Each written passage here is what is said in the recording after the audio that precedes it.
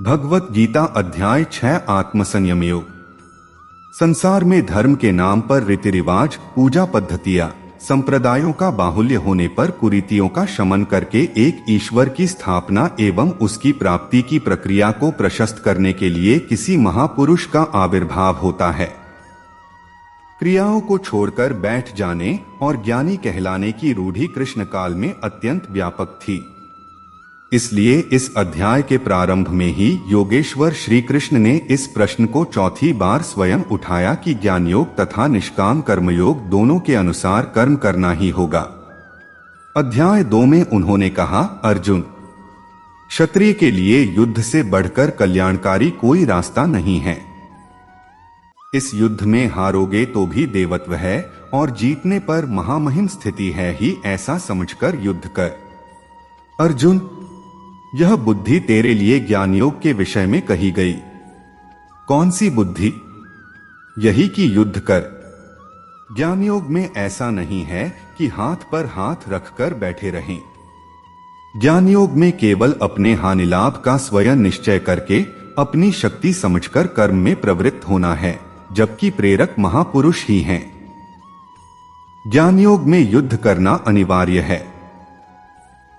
अध्याय 3 में अर्जुन ने प्रश्न किया, भगवन, निष्काम कर्मयोग की अपेक्षा ज्ञान आपको श्रेष्ठ मान्य है, तो मुझे घोर कर्मों में क्यों लगाते हैं? अर्जुन को निष्काम कर्मयोग कठिन प्रतीत हुआ।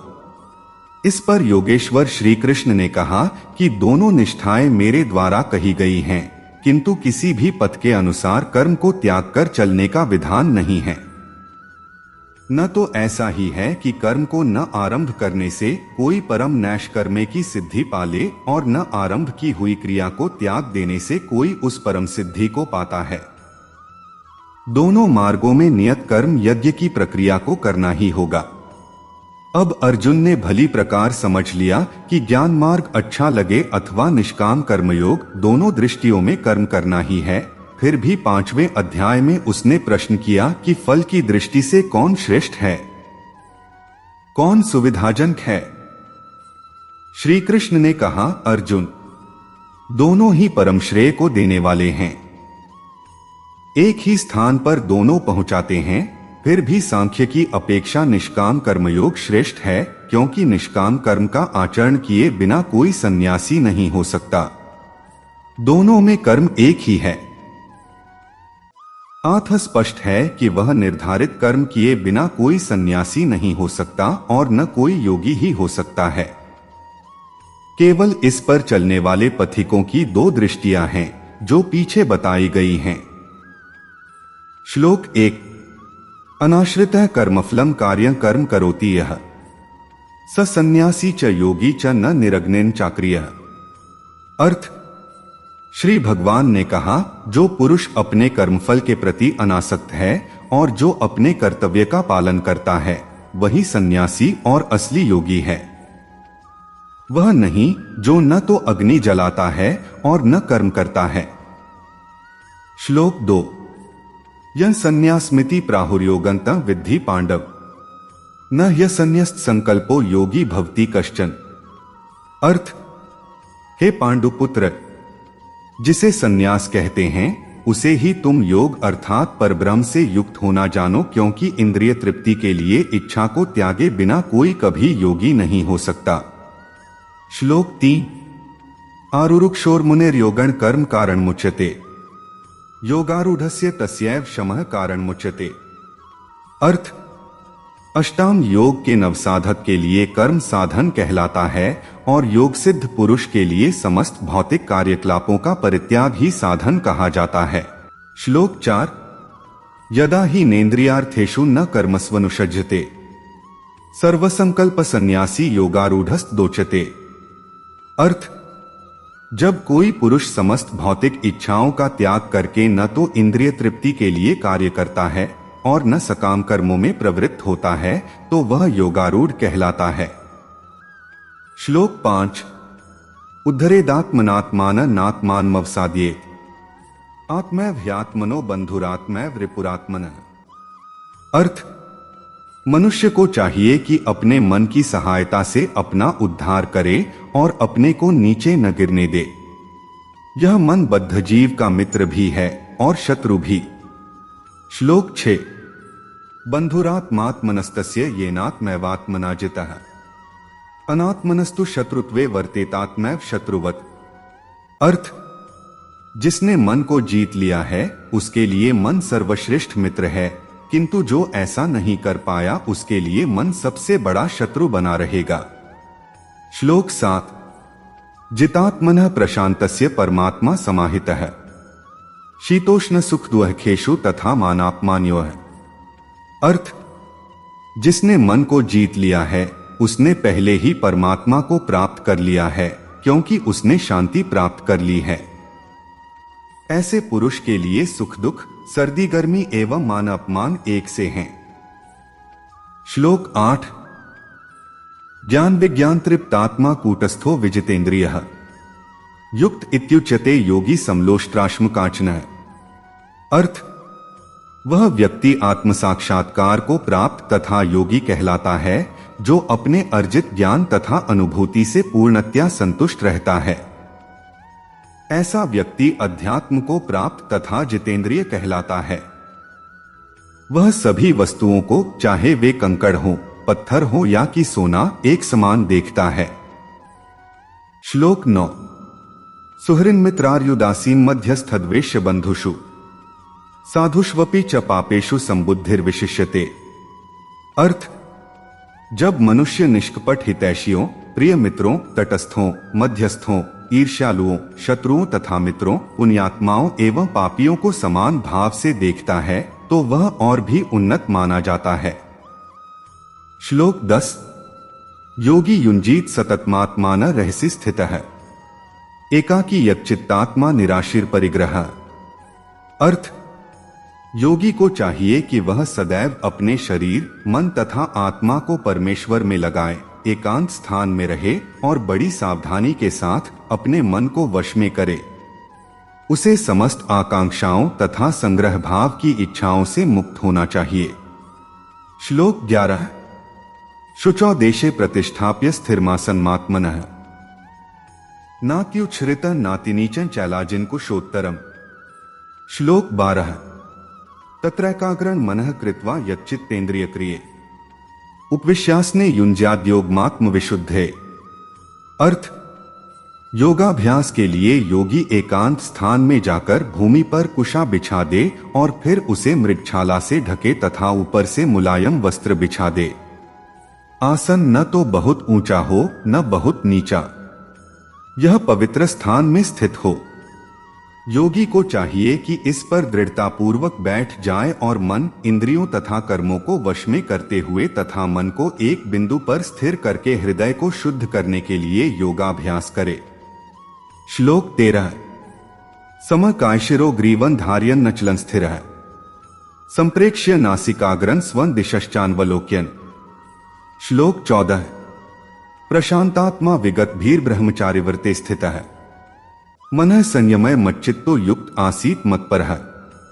अर्थ, योगाभ्यास करने वाले को चाहिए कि वह अपने शरीर, गर्दन तथा सिर को सीधा रखे और नाक के अगले सिरे पर दृष्टि लगाए। इस प्रकार वह अविचलित तथा दमित मन से, भय रहित, विषय जीवन से पूर्णतया मुक्त होकर अपने हृदय में मेरा चिंतन करे और मुझे ही अपना चरमलक्ष्य बनाए। श्लोक 15। युञ्जन्नेवं सदात्मानं योगी नियतमानसः शांति निर्वाण परमा मत्संस्थामधिगच्छति। अर्थ, इस प्रकार शरीर, मन तथा कर्म में निरंतर संयम का अभ्यास करते हुए संयमित मन वाले योगी को इस भौतिक अस्तित्व की समाप्ति पर भगवत धाम की प्राप्ति होती है। श्लोक 16। नात्यश्नुतस्तु योगोस्ति न चैकांतमश्नुतः न चाति स्वप्रशीलस्य जागृतो नैव चार्जुन। अर्थ, हे अर्जुन, जो अधिक खाता है या बहुत कम खाता है, जो अधिक सोता है अथवा जो पर्याप्त नहीं सोता, उसके योगी बनने की कोई संभावना नहीं है। श्लोक 17। युक्ताहार विहारस्य युक्त चेष्टस्य कर्मसु युक्त स्वप्नावबोधस्य योगो भवति दुःखा। अर्थ, जो खाने, सोने, आमोद प्रमोद तथा काम करने की आदतों में नियमित रहता है, वह योगाभ्यास द्वारा समस्त भौतिक क्लेशों को नष्ट कर सकता है। श्लोक 18।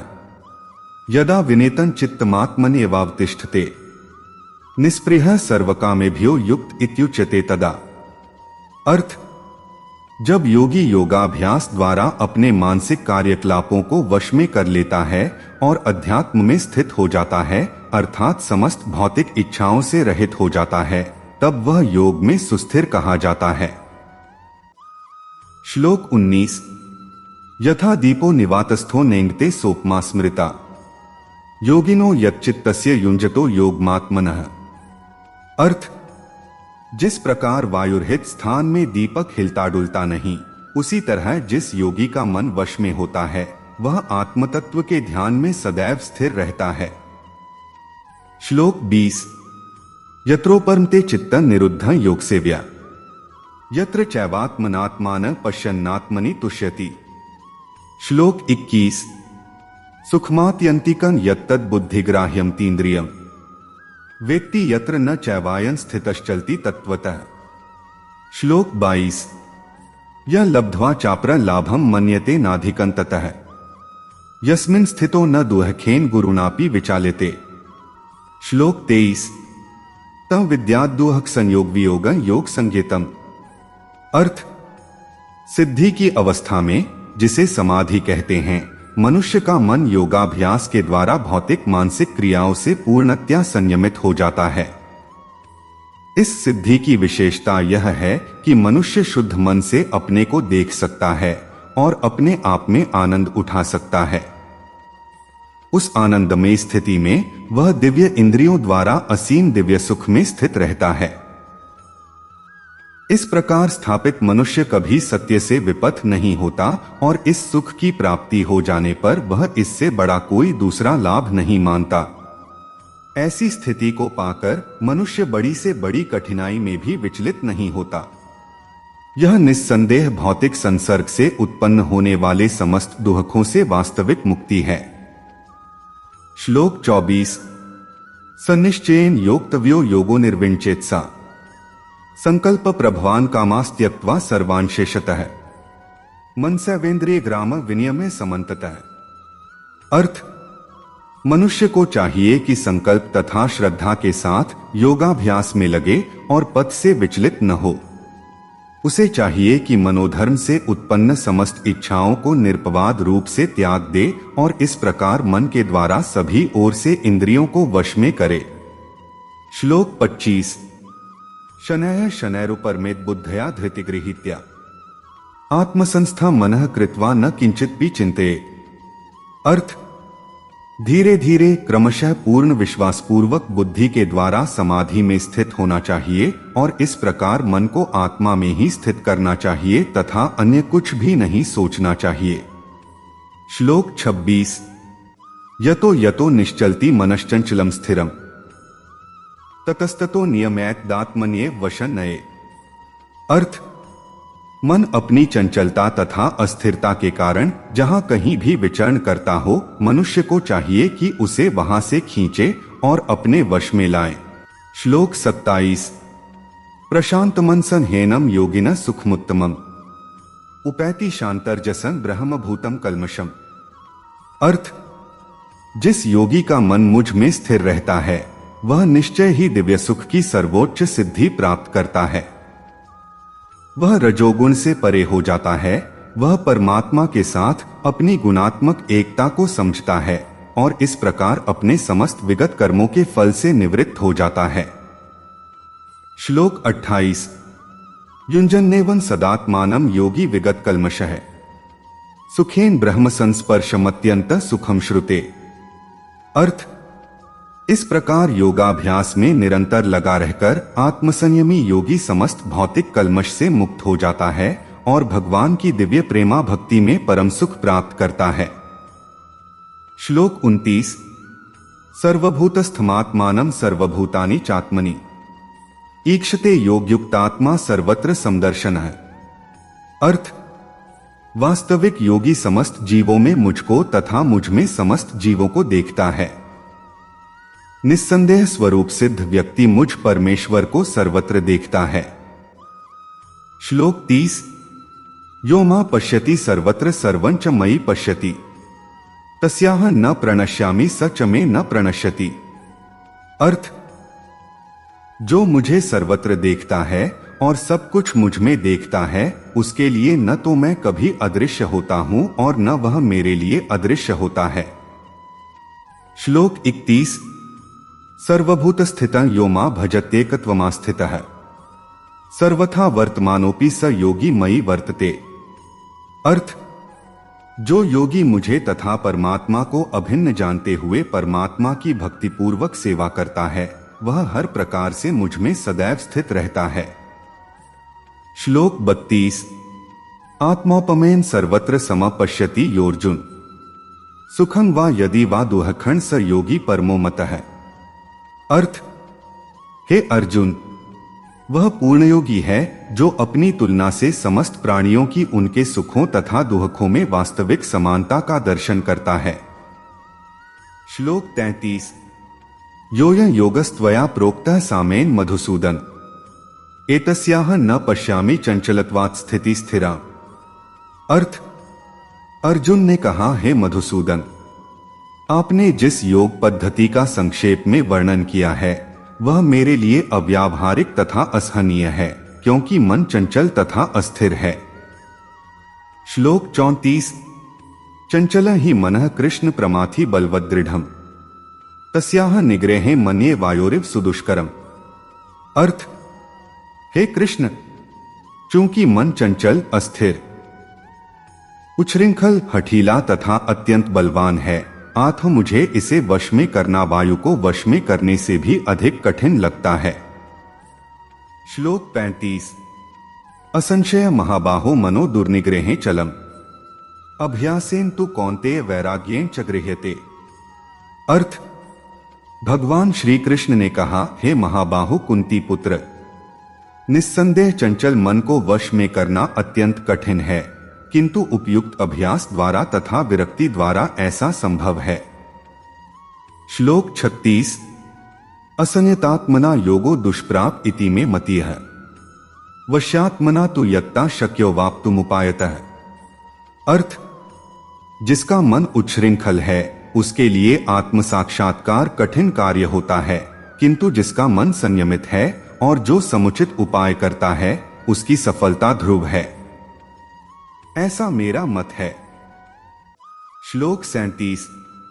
ऐतिह्य श्रद्धयोपेतो योगाचलित मानसः, अप्राप्य योग संसिद्धि का गति कृष्ण गच्छति।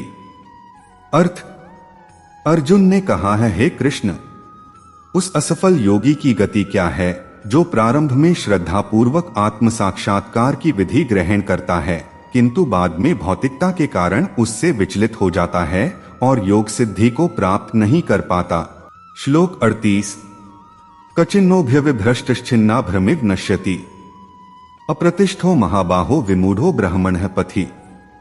अर्थ, हे महाबाहु कृष्ण, क्या ब्रह्म प्राप्ति के मार्ग से भ्रष्ट ऐसा व्यक्ति आध्यात्मिक तथा भौतिक दोनों ही सफलताओं से च्युत नहीं होता और छिन्न भिन्न बादल की भांति विनष्ट नहीं हो जाता, जिसके फलस्वरूप उसके लिए किसी लोक में कोई स्थान नहीं रहता। श्लोक 39।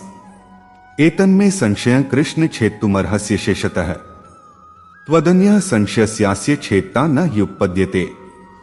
अर्थ, हे कृष्ण, यही मेरा संदेह है और मैं आपसे इसे पूर्णतया दूर करने की प्रार्थना कर रहा हूं। आपके अतिरिक्त अन्य कोई ऐसा नहीं है जो इस संदेह को नष्ट कर सके। श्लोक 40। पार्थ नैवेह नामुत्र विनाशस्तस्य विद्यते, न ही कल्याणकृत कश्चित दुर्गति तात गच्छति। अर्थ, भगवान ने कहा, हे पृथापुत्र, कल्याण कार्यों में निरत योगी का न तो इस लोक में और न परलोक में ही विनाश होता है। हे मित्र, भलाई करने वाला कभी बुराई से पराजित नहीं होता। श्लोक 41। प्राप्य पुण्यकृता लोकानुषित्वा शाश्वतीयः समाः, शुचिना श्रीमता गेहे योगभ्रष्टोभिजायते। अर्थ, असफल योगी पवित्रात्माओं के लोकों में अनेकानेक वर्षों तक भोग करने के बाद या तो सदाचारी पुरुषों के परिवार में या कि धनवानों के कुल में जन्म लेता है। श्लोक 42। अथवा योगिना में कुले भवति धीनता एतद्धि दुर्लभतरम लोके जन्म यदीदृशम। अर्थ, अथवा यदि दीर्घकाल तक योग करने के बाद असफल रहे तो वह ऐसे योगियों के कुल में जन्म लेता है जो अति बुद्धिमान हैं। निश्चय ही इस संसार में ऐसा जन्म दुर्लभ है। श्लोक 43। तत्र तं बुद्धि संयोगं लभते पौर्वदेहिकम यत्ते च ततो भूयः संसिद्धौ कुरुनंदन।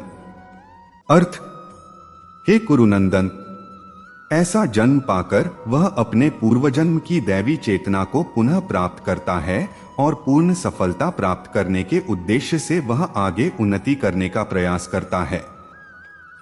श्लोक 44। पूर्वाभ्यासेन तेनैव ह्रियते ह्यवशोऽपि स जिज्ञासुरपि योगस्य शब्द ब्रह्माति वर्तते। अर्थ, अपने पूर्वजन्म की दैवी चेतना से वह न चाहते हुए भी स्वतः योग के नियमों की ओर आकर्षित होता है। ऐसा जिज्ञासु योगी शास्त्रों के अनुष्ठानों से परिस्थित होता है। श्लोक 45।